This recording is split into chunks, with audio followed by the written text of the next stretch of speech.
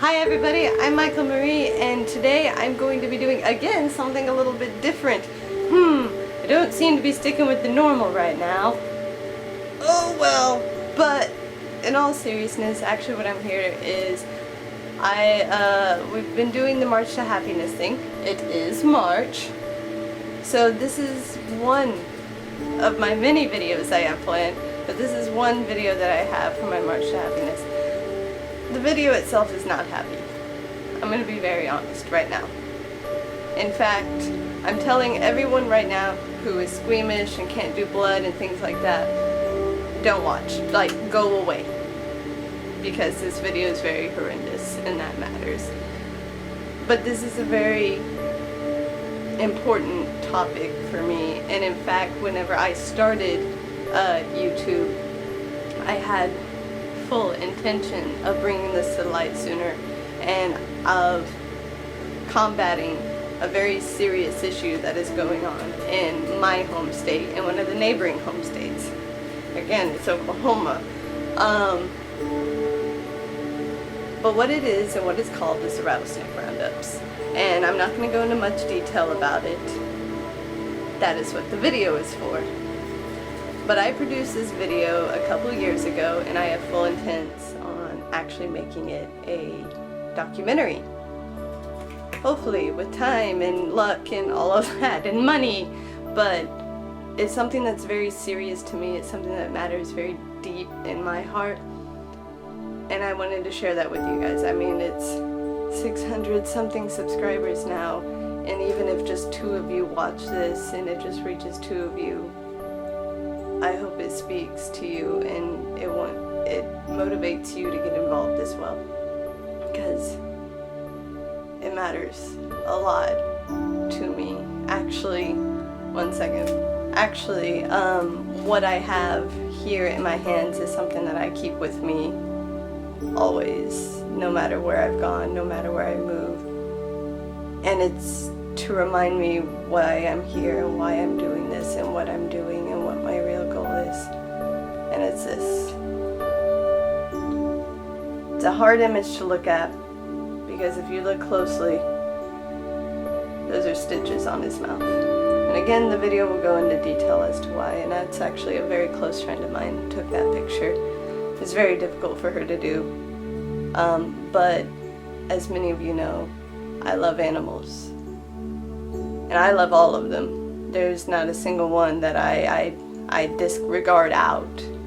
It's all of them. And reptiles actually are a very near and dear special thing to my heart. And what I know what is going on in my own state is heartbreaking, to say the least. I'm actually shaking now from it because it means that much to me. And so what I hope is for you guys to hear the story and hear this message, and I hope that it could even reach one of you, because that's the other point of March to Happiness, you know? It's to make the world a better place, one person at a time, even if we're just small YouTubers. Me. So I wanted to get that out of the way and let you guys know what this next video is. It's an old video. You will see a shot of me without the glasses. That's, you know, a couple years old. So prepare yourself for that. That's going to be the most difficult thing to watch in all of this. This is a look of me for 5 seconds looking different. Anyway, I want to say right now, thank you guys for watching. And I am really sorry. There's like going to be a warning that it is bad. If you cannot handle gore, if you cannot handle that, click away now. But I ask that if you can or you think you can stomach it, please watch it. It's very important.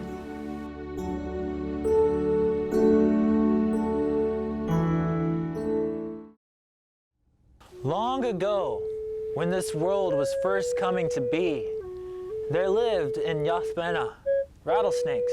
But back then, they were men and women.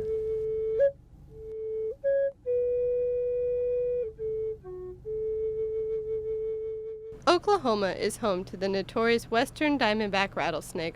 With a diet of strictly rodents, they catch their prey by using venom to give the snake the upper hand. Their job is to keep the mice and rat populations down.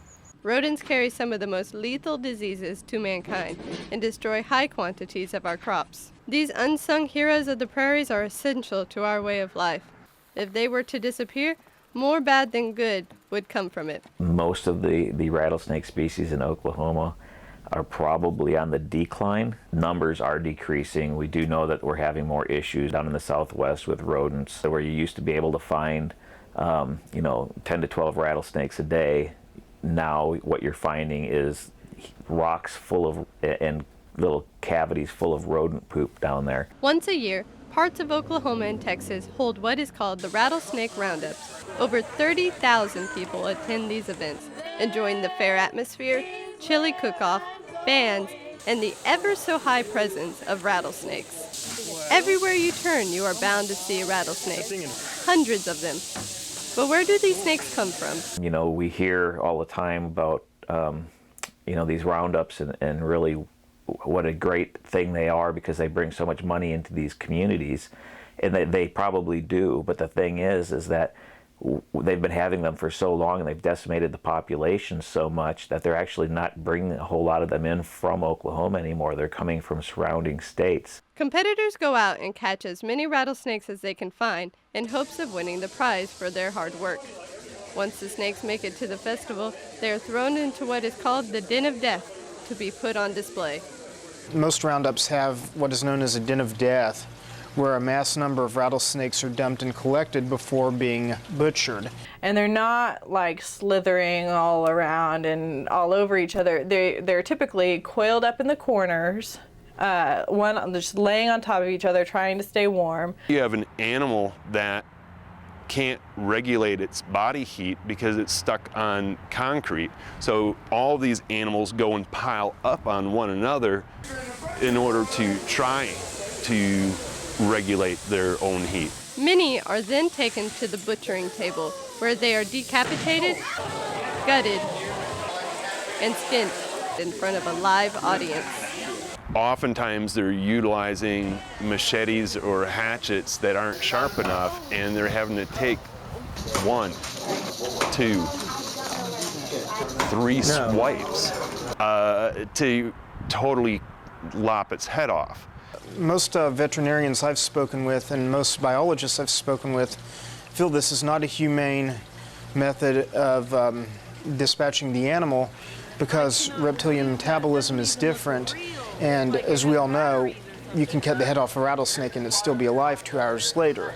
At that point, picking their heads up, haunting a dead, dying, suffering animal. It's unheard of. This form of entertainment is performed by all ages. They have children who partake in the butchering of the snakes and put bloody handprints on the wall and write their name in blood. In places such as Apache, Oklahoma, a few of the snakes are chosen in the roundups to be used as a photo opportunity with the families. One thing that Apache and Mangum do that I find particularly disturbing is the practice of mouse sewing. That's where they take a rattlesnake and they yank out the fangs with pliers and they sew the mouth shut so you can give the rattlesnake to a person in a photo booth and they can have their picture taken with a live rattlesnake.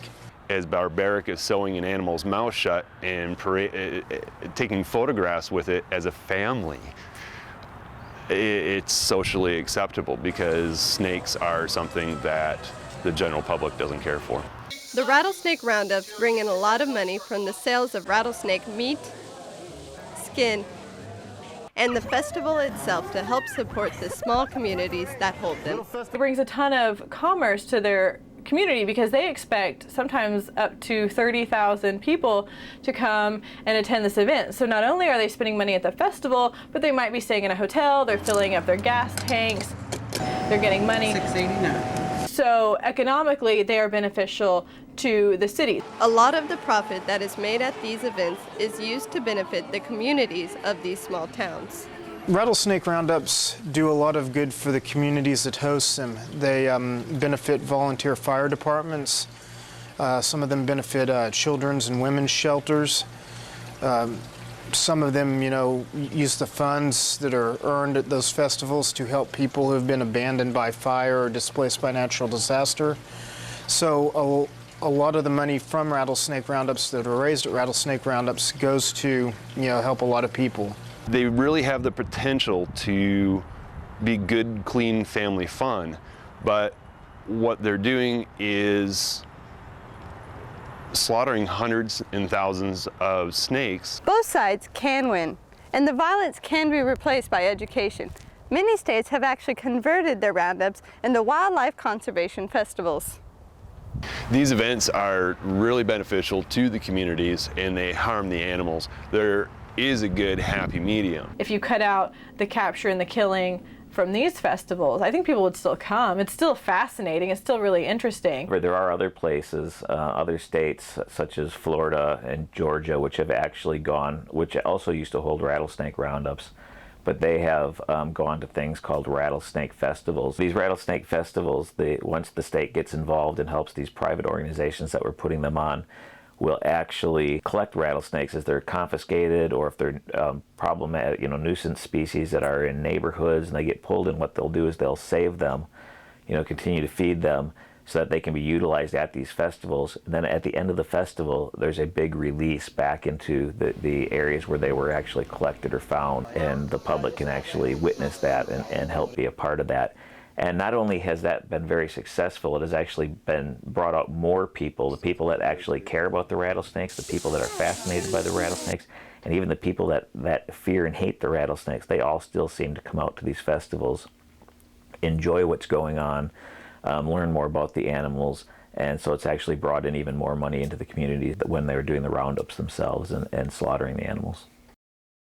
You can tell at once that the rattlesnake, in the case of many other animals, they were a people too. And so we do not kill the rattlesnake, nor do we kill any other animal without cause.